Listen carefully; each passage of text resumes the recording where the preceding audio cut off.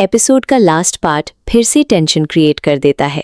Damini suddenly Nandini के पास आती है और उसे कुछ मैसेजेस और फोटोज दिखाती है। दामिनी काफी एंग्री होती है और कहती है कि जिस लड़की को वो अपने घर की बहू बनाना चाहते हैं वही लड़की उसके बेटे को लेट नाइट मैसेजेस और फोटोज भेज रही है। ये सुनकर नंदिनी शॉक हो जाती है। तभी वैष्णवी भी वहां आ जाती है और सिचुएशन देखकर कंफ्यूज हो जाती है।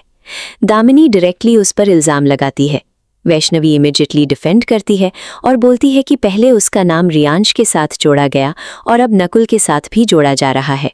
वैष्णवी इमोशनल होकर कहती है कि उसने कुछ भी गलत नहीं किया और उसे समझ नहीं आ रहा कि बार बार उसे ही टारगेट क्यों किया जा रहा है।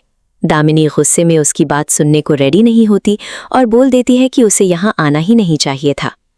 वैष्णवी कंटिन्यूअसली दामिनी को रोकने और समझाने की कोशिश करती रहती है, लेकिन दामिनी बहुत हर्ट और एंग्री होती है।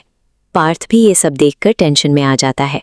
घर का एटमॉस्फेयर जो कुछ देर पहले तक हैप्पी था वो फिर से ऑकवर्ड और सीरियस हो जाता है। एपिसोड सस्पेंस पर एंड होता है और सबके दिमाग में सिर्फ एक ही सवाल रह जाता है कि क्या वैष्णवी सच में इनोसेंट है या फिर कोई उसके अगेंस्ट प्लानिंग कर रहा है। साथ ही पार्थ और वैष्णवी के ट्रस्ट के बीच जो क्रैक आया है वो फ्यूचर में और बड़ा इशू बन सकता है। आने वाले एपिसोड में बड़ा ड्रामा देखने को मिलने वाला है जब दामिनी सबके सामने वैष्णवी पर सीरियस इल्जाम लगाती है। वो नंदिनी को मैसेज और फोटोज दिखाकर कहती है कि वैष्णवी रात में उसके बेटे नकुल को मैसेज भेज रही है।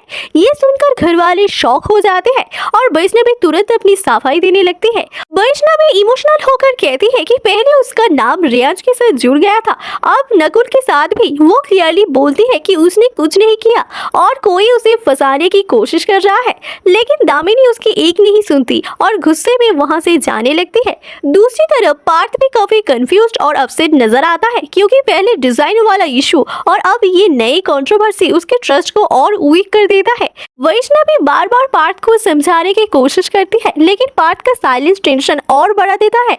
अब देखना इंटरेस्टिंग होगा कि क्या पार्थ वैष्णवी पर भरोसा करेगा या फिर मिसअंडरस्टैंडिंग और बढ़ेगी। साथ ही ये भी सस्पेंस बना हुआ है कि आखिर वैष्णवी को फंसाने के पीछे कौन है।